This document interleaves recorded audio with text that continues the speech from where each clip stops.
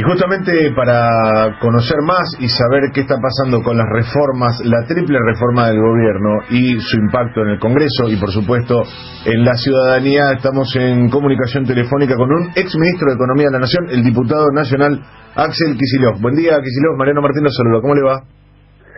Bien, Mariano, primero felicitarlos y obviamente compartir la alegría de que volvió el programa, porque la verdad es que no van quedando demasiados espacios, con una visión que no sea estrictamente lo que pide el gobierno, ¿no? Que ya es mucho en estos días. agradecemos eso, y la idea ahora que estamos más cerca de fin de año es continuar el año que viene en esta misma senda, esperamos poder hacerlo. Recién hablábamos con Patricia Valli, con nuestra compañera, sobre esta nueva fórmula que había acordado el gobierno con Miguel Ángel Pichetto, porque a veces me parece un poco gracioso esto, porque decimos, con el peronismo, con un sector, a veces los acuerdos son así de puntuales, gobierno nacional con Miguel Ángel Pichetto, pero no sé si será tan acotado, pero sí hay una fórmula nueva para el cálculo de la movilidad jubilatoria. Me gustaría un poco una reflexión, Kicillof, sobre esta triple reforma, en realidad, empezando por la previsional, pero también vamos a abordar el tema de la laboral seguramente y de la impositiva. Claro, mira, muchas cosas. Primero me parece bien el enfoque porque las llamadas reformas, están íntimamente encadenadas, ¿no? Cada una remite a la otra y se necesita. Para empezar, recordemos el episodio del Fondo del Conurbano Bonaerense, es decir, los recursos adicionales que estaba pidiendo la gobernadora Vidal para la provincia de Buenos Aires, sobre cuya justicia o necesidad no voy a opinar. Lo que digo es que todas las provincias están con problemas de caja, con problemas de obra, con pérdida de independencia económica con respecto a la nación. Entonces la verdad que todas necesitan. Lo real es que solamente las que reciben son dos: provincia de Buenos Aires y ciudad de Buenos Aires, desde que subió Macri, que son casualmente los distritos que gobiernan Larreta y Vidal. Así que es como un federalismo dirigido a lo que gobierna el PRO. Pero recordemos cómo fue para entender a dónde llegamos con la reforma previsional, porque creo que hay dos fuerzas que empujan sobre la reforma previsional y después está la laboral y la tributaria, pero empecemos por ahí.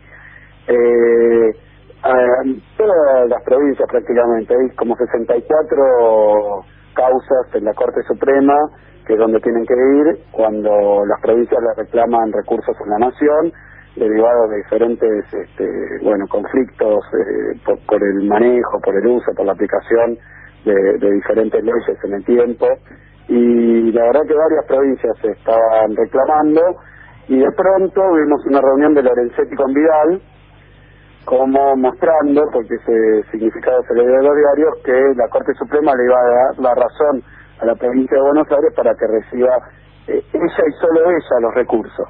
Entonces el primer paso fue eso, que la provincia de Buenos Aires iba a recibir recursos que se lo iban a sacar a las demás provincias, porque iba a salir de la distribución de lo que reciben todas las provincias y solamente iba a crecer es una torta que se agota. Entonces si aumentaba la provincia de Buenos Aires, perdían todas las demás.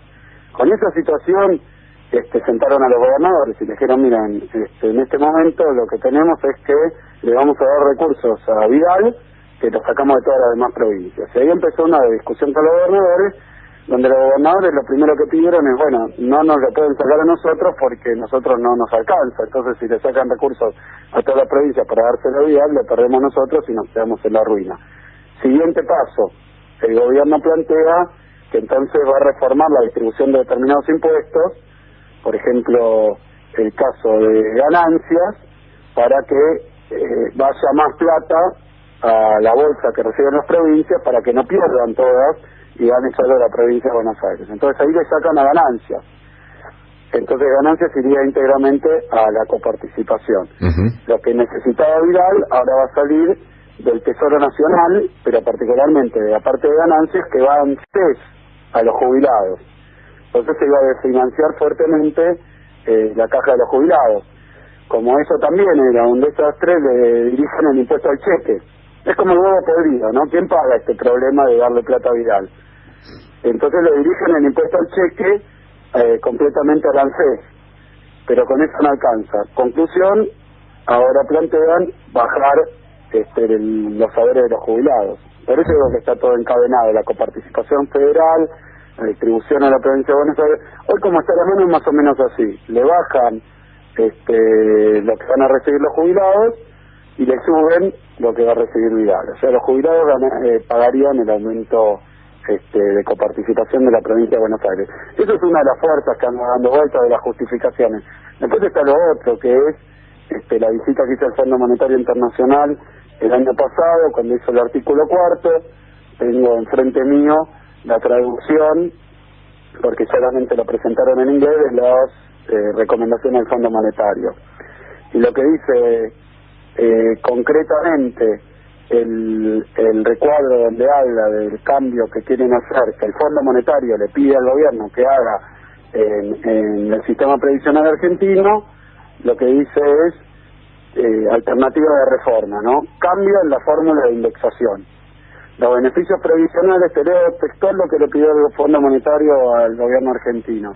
Dice: cambio en la fórmula de indexación. Los beneficios provisionales están atados al crecimiento de los salarios y al crecimiento de los ingresos por beneficio de ANSES. Esta fórmula hace que los beneficios crezcan a tasas por encima de la inflación medida por el IPC y que crezcan más rápido cuando el número de beneficiarios crece más lentamente. Indexar los beneficios a la inflación realizada desde 2019 en adelante reduciría el déficit actuarial en alrededor de 20 puntos porcentuales del PBI. Concretamente lo que están aplicando, por eso yo me abstendría de buscar quién es el autor de esta fórmula, porque la sugerencia de atar los aumentos de los jubilados a la inflación para así reducir las jubilaciones y así ahorrarse plata, llamémoslo ahorrar, es lo que le pidió el Fondo Monetario al gobierno de Macri, textual. Perdón, me gustaría una cosa sobre este punto para tener claro. Para que sea bien llano, ¿cuál es el beneficio de quedar bien con el Fondo Monetario Internacional? Que es algo que ha atravesado la historia argentina, pero como para que nos quede claro, nosotros desde la óptica de los gobiernos que lo hacen, que uno debería pensar, no son mala gente, no son que nos odian, tendrán su idea y creerán que con el Fondo Monetario conseguimos ¿qué?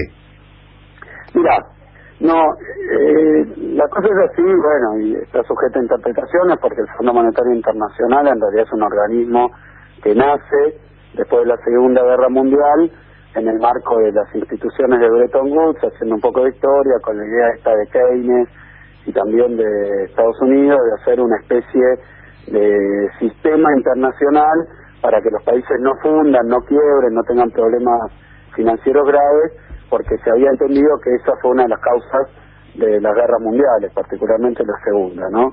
Y particularmente el problema que tuvo Alemania después de la Primera Guerra Mundial. Esta es la historia. El Fondo Monetario Internacional sería una institución buena que provee a los países que tienen dificultades de recursos financieros para que no caigan en situaciones críticas, tengan que devaluar muy fuerte o hacer algún lío que termina generando malestar económico, que puede terminar generando conflictos políticos o, bueno, bélicos. Esta es la teoría. ¿En qué se convirtió el Fondo Monetario Internacional? En realidad, un poco dirigido por la reforma que planteó Estados Unidos y no la que había planteado Inglaterra con Keynes a la cabeza, no en un instrumento de, de equilibrio internacional, sino simplemente, a mí me parece que no es desdeñarlo ni tampoco bajarle el precio, pero básicamente el Fondo Monetario Internacional es hoy el representante más importante que tiene la banca financiera internacional en el mundo. Entonces, lo que dice el Fondo Monetario Internacional, incluso hoy Estados Unidos, hace tiempo, o una parte importante de la política norteamericana es bastante enemiga del Fondo Monetario, ¿no? Porque el Fondo Monetario, te doy un ejemplo, apoyó durante los 90 todas las reformas que hizo Menem, digamos, el mejor alumno del Fondo Monetario Internacional, terminó en un desastre, y un documento que muchos no conocen es la autocrítica del Fondo Monetario después de la crisis de 2001, donde reconocieron que se habían equivocado y que habían sostenido políticas económicas en la Argentina que llevaron a un desastre. dicen, ¿no?, que estuvieron mal aplicados, qué sé yo, pero hace una autocrítica directa. El Fondo Monetario Internacional hoy, creo yo, para simplificarlo, es el representante de los bancos internacionales y de los acreedores internacionales privados, porque hoy los países no le deben a los países, sino que los países le deben a los mercados. Entonces, ¿quién representa políticamente las ideas de la banca financiera internacional? Básicamente el Fondo Monetario. Y el Fondo Monetario lo que trata de hacer con los países no es que no se endeuden, sino probablemente que tomen deuda, pero que estén en condiciones de pagarla. Tienen el punto de vista del acreedor.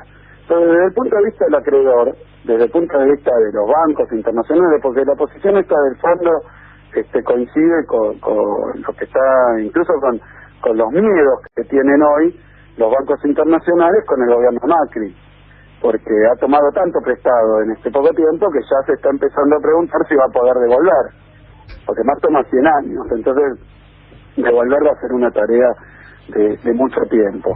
Entonces, lo que plantea el Fondo Monetario Internacional, casi de manera crónica, siempre lo hace para cualquier país, es que tiene que bajar el gasto público, que hay que liberar recursos. Lo plantean por las finanzas sanas, para terminar con el déficit, pero fíjate que hay una contradicción porque los países más grandes del mundo, como Estados Unidos, o como Japón, tienen déficit fiscal permanente. O sea que este sería un recurso para los pobres. Los países pobres, siempre tienen que recaudar más que lo que gastan.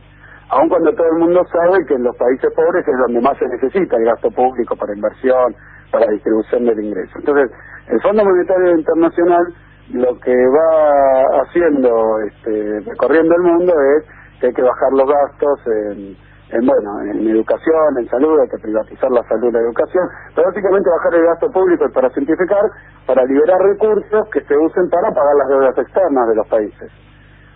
Porque entienden que si el gobierno, por ejemplo, tiene jubilaciones altas, hay una contradicción interesante del gobierno Macri, que cuando era oposición a nosotros decía que había que poner el 82% móvil y subir la jubilación, que era de hambre, cuando estaban fuera del gobierno, y ahora que están en el gobierno, han hecho todo lo imposible por bajar las jubilaciones. ¿Por qué? Porque eso libera gasto público que desde el punto de vista del fondo tiene que ir a pagar los intereses de la deuda. Hoy no nos alcanza para pagar los intereses de la deuda, por eso tenemos déficit y los intereses van creciendo. Entonces, ¿qué dicen? Bueno, muchachos, gasten... Sí. No, Igual, perdón, pero mirá qué pregunta me hacen. ¿Qué no, está bien, por eso podemos estar años. Admito, encima le interrumpí a Pato para hacer esa pregunta, pero podríamos habernos quedado hasta pasado mañana. No, es buena, pero lleva un rato largo y además es polémica, porque son interpretaciones, y yo no quiero ponerme extremo en esto. Lo que sí uno puede ver es que la reforma fiscal, la reforma laboral, bajar los salarios es para ganar competitividad, bajar los gastos para liberar recursos para pagar la deuda, y así sucesivamente. Así que la receta del fondo, lo que sí sabemos es que son siempre las mismas, las que aplicamos en los 90, las que aplicó el gobierno, los gobiernos después del golpe de Estado del 56, bueno, siempre son las mismas. ¿Y qué posibilidades concretas tiene de prosperar, digamos, esta nueva este nuevo cálculo de la reforma previsional y digamos esta diferencia, ¿no?, con el ingreso que podrían tener y el que terminan teniendo, y si no hay otro lugar desde donde se podría, digamos, sacar estos recursos para evitar que se toquen las jubilaciones? Mirá, se ha duplicado prácticamente el pago de intereses de deuda desde que llegó Macri. O sea que para empezar hay montones de cosas que uno podría ver. Por ejemplo, LEVAC. Hoy tenemos 1.300.000 millones de pesos en LEVAC. El gobierno casi que duplicó, si no me equivoco, lo había triplicado hace un tiempo, pero sigue creciendo. La deuda que tiene el Banco Central de intereses de LEVAC, más o menos vamos a tener este año 300.000 millones de pesos, que es mucho más que todo el recorte que se está haciendo. O sea, le estamos pagando a la timba mucho más plata que lo que le pagamos a los jubilados, porque se está planteando con esto un ahorro de 100.000 millones de pesos. Y 300.000 pagamos en intereses en LEVAC. Bueno, porque esa plata no se la dan a los jubilados. No hay que recortar en el sentido de que este gobierno está buscando siempre ahorrar. A algunos les paga cada vez más, a otros les perdona los impuestos, y a otros les pone más impuestos, y a otros les paga cada vez menos. Entonces lo que está haciendo es redistribuir muy fuerte las cargas impositivas entre los sectores más ricos, favorecidos, las multinacionales, los grandes exportadores, que les cobra menos para cobrarle más impuestos a los sectores populares, al consumo, y de la misma manera quiere perdonar impuestos a las empresas grandes, porque a las pymes no, para con la idea y ese discurso que también viene del Fondo Monetario Internacional, que es que si las grandes empresas ganan más plata, van a invertir más. Esto no está comprobado. Más bien está comprobado lo contrario. La inversión no resulta de las mejoras impositivas a las grandes empresas, sino de que haya mayor demanda, mayor consumo, porque entonces hay en qué invertir. Hoy tenemos la mitad del campo, digamos, de nuestra tejido industrial, 60 y pico % nada más en uso. El resto está parado porque no se puede vender. Entonces uno dice, ¿en qué se va a invertir? Y bueno, capaz que en la bicicleta financiera, pero en la producción no, en el empleo no. Vamos a preguntar qué posibilidades hay de que esto pase. Y bueno, a mí me da con el recuerdo que tengo de los 90. Yo tengo 46 años y viví los 90 siendo primero estudiante de economía, después profesor. Y bueno, a los jubilados es a los primeros a los que ataca el neoliberalismo, porque un poco lo ven como un sector indefenso, ¿no? Los sindicatos, si bien también están bajo ataque por el tema de la reforma laboral, tienen a sus sindicalistas, los empresarios tienen al lobby, a las organizaciones empresariales, pero los jubilados es un sector más bien indefenso políticamente. Entonces, sí, de todos modos, en este programa, Kicillof, dijimos que es una visión al menos tuerta del asunto, porque la CGT bien podría encabezar la protesta sobre el cambio en la fórmula de la movilidad jubilatoria, toda vez que impacta sobre las asignaciones familiares, que es salario concreto de los trabajadores en la actividad formal, pero bueno. Sin duda que es una mirada miope y es una mirada también que estamos tratando de que no prolifere, ¿no? Nosotros como diputados nacionales siempre hemos defendido esto, además entendemos que hay una estafa muy grande a los jubilados. Yo creo que buena parte de los jubilados votaron a Macri, incluso aquellos que estaban sin jubilación cuando empezó el gobierno de Néstor y Cristina y que la obtuvieron con las moratorias, porque el gobierno de Macri les prometió el oro y el moro, y ahora si no fuera por el blindaje mediático que hay, se podría ver claramente que el gobierno de Macri no ha parado de atacar a los jubilados, con la supuesta reparación histórica, la venta de las acciones del FGS, con la creación de esta pensión para los adultos mayores, que es en realidad una reducción de la jubilación en un 20% para los que no puedan hacer los aportes, y ahora con el cambio de la fórmula, que yo creo que planeaban hacerlo por decreto, es ilegal, y ahora quieren hacerlo pasar por el Parlamento, mezclado en un montón de cuestiones, en una ensalada rusa que quieren hacer para que pase de largo, pero mi impresión es que se van a encontrar con, por lo menos diputados y senadores, que se van a oponer a que de nuevo paguen los jubilados las desgracias que está generando el neoliberalismo. Y después que la marcha del 29, que algunos sectores sindicales están organizando, ya ha puesto como una de las principales reivindicaciones el hecho de que no se puede hacer descargar toda esta cuestión del ajuste fiscal primero sobre los jubilados. Así que yo creo que esta visión es la del gobierno, es la que quiero que predomine, pero bueno, muchos de nosotros vamos a hacer lo imposible para que estas reformas no pasen. Ahora se habla de que, bueno, una vez que pase todo el reformismo, el gobierno va a tratar de seguir adelante con algo que empezó a hacer, que es la venta de acciones del Estado en el FGS, en la ANSES. ¿Esto puede tener impacto en lo que es la financiación de las jubilaciones? Mira, más o menos porque el Fondo de Garantía en realidad es una especie de recurso, de ahorro que hay para pagar cuando no alcanzan los recursos que entran. Entonces, lo que sí es muy claro es que significa una privatización, porque ahí hay buena parte de estas acciones que son propiedades de compañías que están en manos del Estado.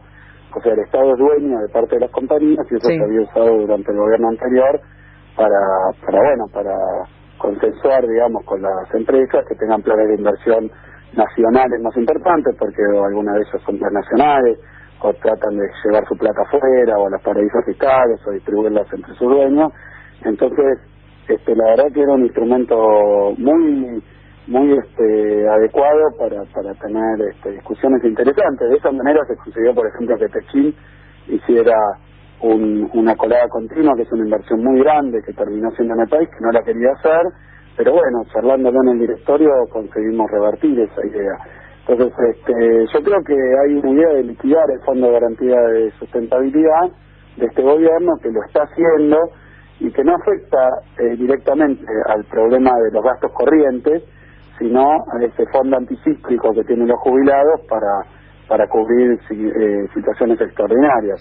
O sea que sí, yo lo veo como un gran problema, además como otro caso muy grande de estafa electoral, ¿no? Porque cuando eran oposición todo el tiempo decían, ¿para qué usan los plata de los jubilados? Y la verdad que el fondo no paraba de crecer, y era que llegaron al gobierno, como era lógico, porque Macri votó en contra de la estatización de los FJP, entonces era lógico pensarlo así, y si no fuera por un dispositivo publicitario, electoral y ahora también mediático que cubre al gobierno, aún en sus contradicciones más evidentes, van a liquidar y a quebrar el sistema de jubilaciones, porque lo estamos viendo. Ahora quieren bajar los aportes patronales. Los aportes...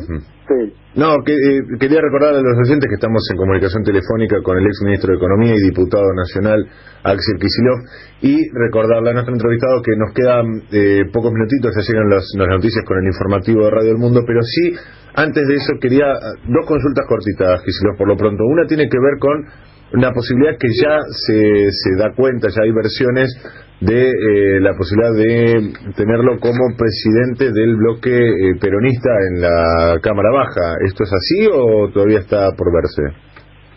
No, la verdad es que yo he tenido mi primera experiencia legislativa, porque después de ser ministro pasé a ser diputado, fui electo acá por la Ciudad de Buenos Aires, y a mí me toca bastante dentro del bloque tener responsabilidad en cuestiones económicas. Ahora se va a sumar Fernando Vallejo también, que es un economista, y varios dirigentes como Yasky o como Correas o Sila, y que tienen mucha experiencia sindical en temas también económicos, así que yo me siento cómodo en esa función. La verdad que nunca tengo, o por lo menos aspiro a ocupar determinado cargo, sino poder contribuir con el bloque. Lo vengo haciendo. La verdad, mira, hay un premio que no recibí, que era el premio, creo que número 5 al legislador que más había participado en las sesiones, y yo me siento muy cómodo como estoy. Veremos en el bloque cómo resolvemos la cuestión de las autoridades, pero hay varios compañeros, como es el caso de Agustín Rossi, con muchísima experiencia, y bueno, yo no aspiro a un cargo, sino más bien me siento muy cómodo con la participación y la ayuda que le puede dar al bloque en temas específicos de economía. Pero también la verdad es que durante estos 2 años me dediqué bastante a recorrer el país, haciendo charlas, conferencias, plazas, actos, y bueno, y creo que mi lugar está más del lado de acompañar en los lugares a los diferentes sectores que están resistiendo o oponiéndose a los ajustes que hay tanto tiempo en el Congreso. Pero bueno, veremos lo que resuelvan los compañeros, va a ser lo que yo hago.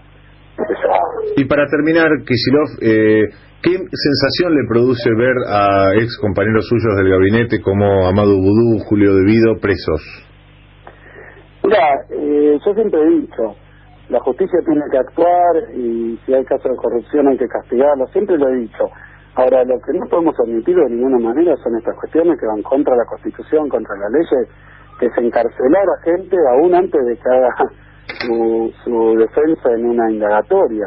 Es una locura, están tirando a la basura el Código Penal y la propia Constitución Nacional, las garantías que tenemos todos los ciudadanos, y capaz algunos están con tanta manija que le dan a todo lo que es la acusación mediática a los que son opositores, se olvidan de que esto es un gran peligro, es prácticamente poner en riesgo todo el Estado de Derecho argentino.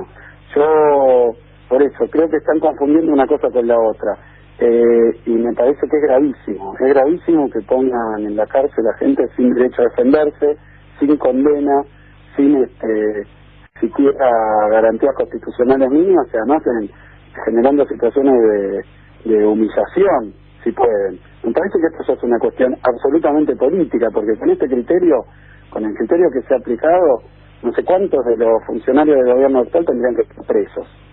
Entonces, si los ponen a todos ellos presos, yo también estaría criticándolo. Porque, bueno, Macri asume procesado, y esto es antes de un proceso, ¿no?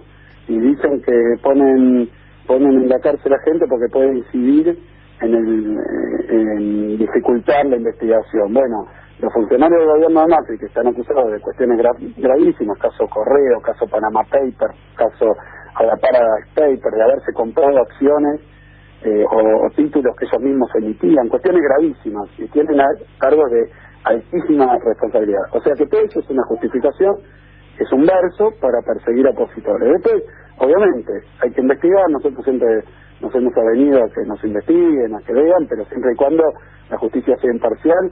Y bueno, está el caso de un juez que claramente, ahora leí el otro día a Pañi, que decía algo parecido a lo que estoy diciendo, ¿no? Carlos Pañi es un claro oficialista, ¿no?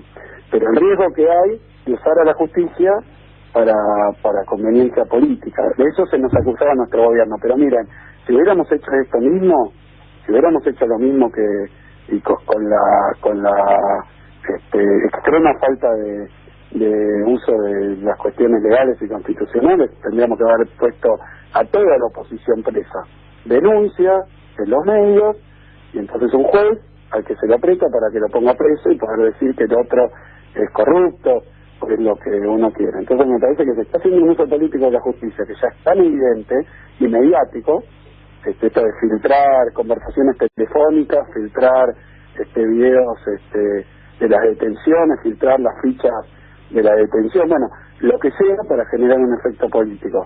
Y mientras tanto tenemos casos como el que ahora vemos en el sur, de nuevo, de represión que termina en muerte. Cuando la represión termina en muerte, el problema es de la represión. Este gobierno ha decidido reprimir, y bueno, ahora tenemos que, con este criterio de que pueden entorpecer la investigación, las fuerzas de seguridad, cuando ocurre cualquier hecho represivo que termina mal, como estamos viendo, tendrían que ir todos en cana. Entonces, la verdad es que me parece que están haciendo un uso muy peligroso de los medios, entrando con la justicia, con la propaganda política, y de un Estado Nacional que bueno, que ha callado voces como la de Víctor Hugo. Mira, casualmente decían que 678 era tremendo.